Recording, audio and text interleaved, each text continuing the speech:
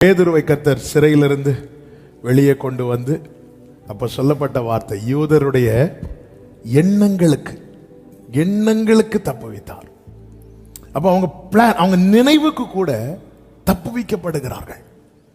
இந்த பேதுரு என்ன செய்கிறார் அப்படின்னா, சீஷர்களோடு கூட ஜெபத்திலும் வேண்டுதலிலும் உறுதியாய் தரித்திருந்தார்கள். பேதுருவுக்கு தெளிவு வந்த போது ஏரோதின் கைக்கும் யூத ஜனங்களின் எண்ணங்களுக்கும், இந்த வார்த்தை கவனிக்கணும், யூத ஜனங்களின் எண்ணங்களுக்கும் என்னை விடுதலையாக்கும்படி. என்ன எண்ணம்? அடுத்த நாள் பேதுரு என்ன பண்ணணும்? கொலை போயிடும். அவன் எண்ணத்திலிருந்து வெளியே கொண்டு வரார்.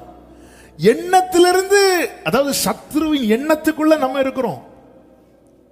அதனால அவன் அடுத்து என்ன வரான்? கைக்குள்ள இருக்க கொண்டு வரான்.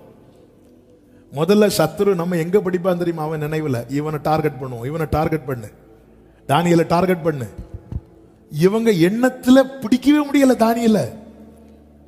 எண்ணங்களுக்கு கர்த்தர் அவரை அப்ப எண்ணத்திலிருந்து கர்த்தர் விடுவித்து, அடுத்து கையிலிருந்து, அதாவது கையிலிருந்து விட்டுருவோம் நிறைய விஷயத்தை, இந்த மனசுல இருந்து விடுறது பெரும்பாடு. வேண்டான்னு சில காரியத்தை ஒதுக்கி வச்சுட்டு இப்படி பார்த்துட்டே இருப்போம். வேறு ஒரு ஆசை, நான் வேற ஆவேசத்துல கலத்திட்டேன் ஆண்டவரே, ஆனா பக்கத்துல போட்டுட்டு வந்திருந்து இப்படி ஆட்டும் போது என் முகத்திலே வந்து அடிக்குது. வேறு ஒரு ஈஸியா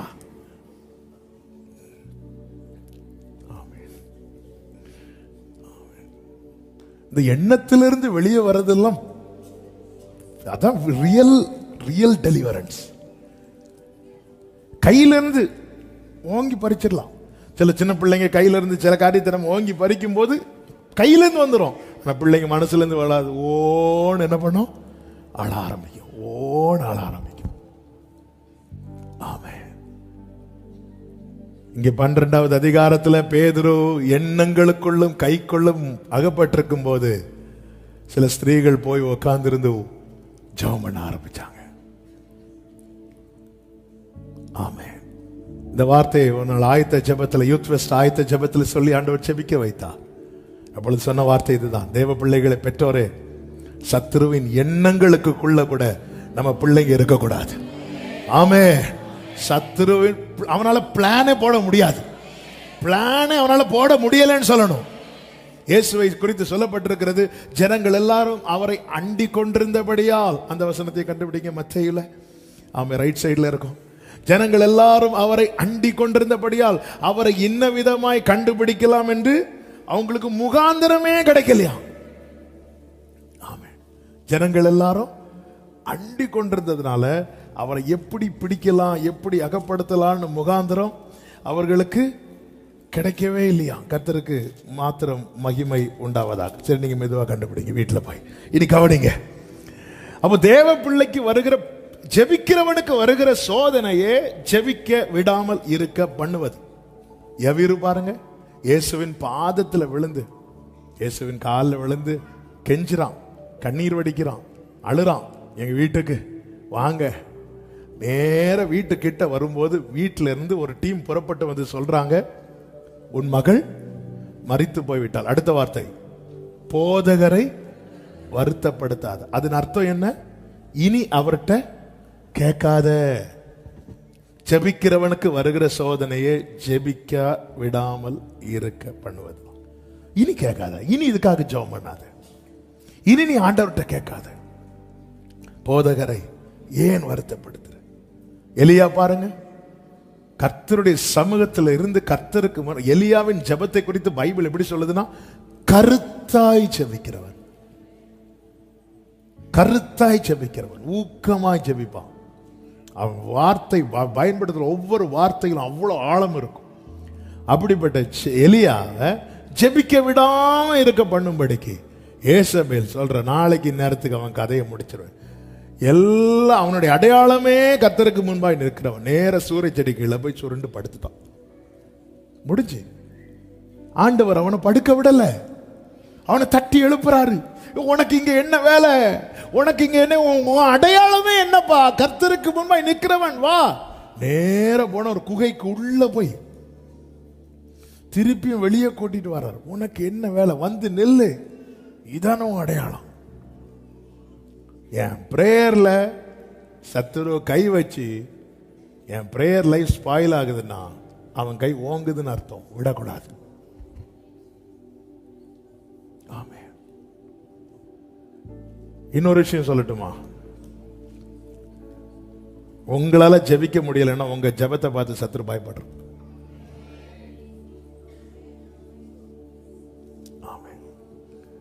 உங்களுக்கு இப்ப ஜெபம் ஓட மாட்டேங்குது. அவன் பல விதத்துல சில துர்ச்செய்திகளை கொண்டு வரான், சில நெகட்டிவான காரியம், சில போராட்டங்கள். ஜெபிச்சாலே பிரச்சனை. இந்த வார்த்தையை மனசுல எழுதி வச்சுக்கோங்க. உங்க பிரேயர் லைஃப்ல அவன் கை வைக்கிறன்னா உங்க பிரேயர் லைஃப் அவனை ரொம்ப டிஸ்டர்ப் பண்ணுது, அவனை இருக்க விட மாட்டேங்குது. எத்தனை பேர், எத்தனை கோடி பேர் இருந்தோம், எத்தனை பேர் யூடியூப்ல ஜெபம் நடத்துறாங்க, எல்லாம் நடத்துறாங்க. ஆனா ஏதோ ஒரு மூலையில ஏதோ ஒரு குடிசைக்குள்ள இருந்து நீங்க பண்ற ஜெபம் சாத்தா வந்து தடுக்கிறானா, அவங்க ஜெபம் அவனை ரொம்ப டிஸ்டர்ப் பண்ணுது. ஆமீன் சொல்லுங்க பார்க்கலாம். ஆமீன் சொல்லுங்க பார்க்கலாம். ஜெபத்தை குறித்து 4 காரியத்துல ஒண்ணுதான் சொன்னேன். ஜெபம் என்பது தேவனோடு உள்ள உறவு. 2வது, ஜெபம் என்பது இருதயத்தை ஊற்றுறது.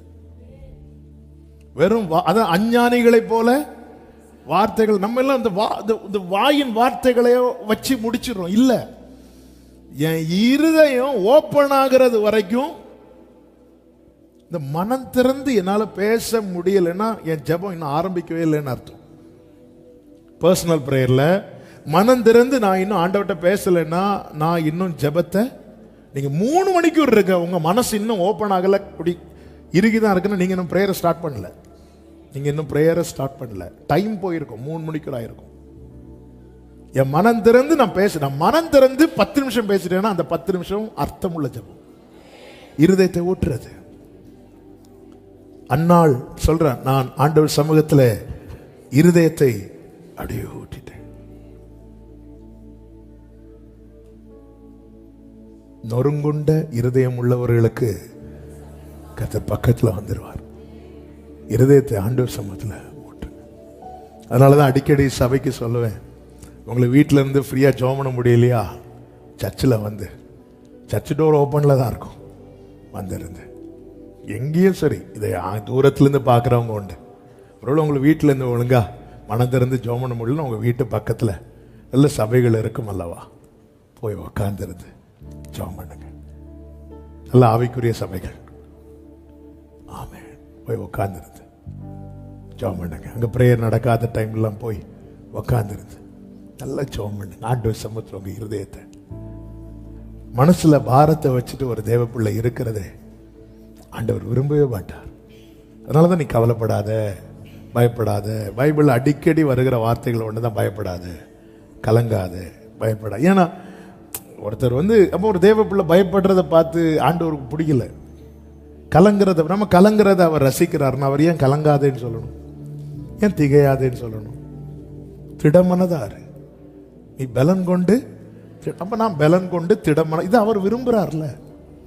நீ பலனட்டு தளர்ந்து கிட, அவர் விரும்பல. இனி என்னில் பேச்சும் இல்லை மூச்சும் இல்லைன்னு சொன்னதும் கர்த்தர் தானியேலை திரும்ப தொடர்றார். உங்க இருதயத்தெல்லாம் அப்படி ஜெபத்துல என் இருதயம் ஓப்பன் ஆகல, நான் மனம் திறந்து, நமக்கு மனசுல இருந்து பேசுறதுக்கு சும்மா பேசுறதுக்கு நமக்கு தெரியுங்க. நம்ம மனம் திறந்து பேசுறதுக்கு ஸ்கிரிப்ட் தேவையில்லை. ஆனா வெறும் வாயின் வார்த்தைக்கு நமக்கு ஸ்கிரிப்ட் தேவை, இல்லைன்னா ஜெபம் ஓடாது. வெறும் எப்படி நமக்கு ஜெபம் ஏன் ஓட மாட்டேங்குது, 1 மணிக்கு ஓட மாட்டேங்குது? நம்ம வெறும் வார்த்தை தளர்ந்துடும், டயர்டாயிரும். 1 hour ப்ரீச் பண்ணாலே இந்த நம்ம ஆக்சிஜன்ல அந்த வாய் வழியாக தான் ரொம்ப போகும். எங்கெல்லாம் 1 hour ப்ரீச் பண்ணிட்டு உடனே சாப்பிட முடியாது, சாப்பிட்டு அப்படியே கேஸ் ஃபார்ம் ஆயிரும். அதனால ஒரு 1/2 hour 1 hour கழிச்சு தான் மெதுவாக, அது மாதிரி தான் சுடு தண்ணி குடிச்சு அதுக்கப்புறம் மெதுவாக சாப்பிடும். இந்த மனம் திறக்காம வெறும் வாயில நம்ம ஆண்டோட்ட பேசிட்டு இருந்தா 10-15 நிமிஷத்துல டயர்டாயிருவோம் நம்ம. ஏன்னா மனசு அப்படியே இருக்கு, வெறும் வார்த்தை. நமக்கு கடன் தான் கடன் வாங்குவோம். அவர் எப்படி ஜெபம் பண்ணார், ஆண்டவரே, நம்மளும் ஆண்டவரே அப்படிமோ. அவங்க எந்த ஜெப குறிப்பு எதாவது அனுப்பலையா, முடிஞ்சு அவ்வளவுதான். இந்த மனம் திறந்துட்டா நமக்கு ஸ்கிரிப்ட் தேவையில்லை, நம்ம பேசிட்டே இருப்போம். ஆண்டவர்கிட்ட பழகணுங்க. அந்த மனம் ஓப்பன் ஆகிறதுக்காக தான் ஆண்டவர் சமூகத்தில் வெயிட் பண்ணணும். வெயிட் பண்ணி அதான் ஜெபத்தில் தரித்திரு. சீஷர்கள்ட்ட சொன்னார், பரிசுத்தாவியை பெறது வரைக்கும் நீங்க எருசலேமில் தரித்திருங்கள். இவங்க வந்து முதல் நாள் ஜெபம் பண்ணி பார்த்தாங்க, அடுத்த நாள் சீட்டு போடுறாங்க. இது சொன்னார் ஆண்டவர்? இல்லை. நம்ம கூட்டத்தில் ஒருத்தன் இல்லை, நம்ம என்ன பண்ணுவோம்? சீட்டு போடுவோம்.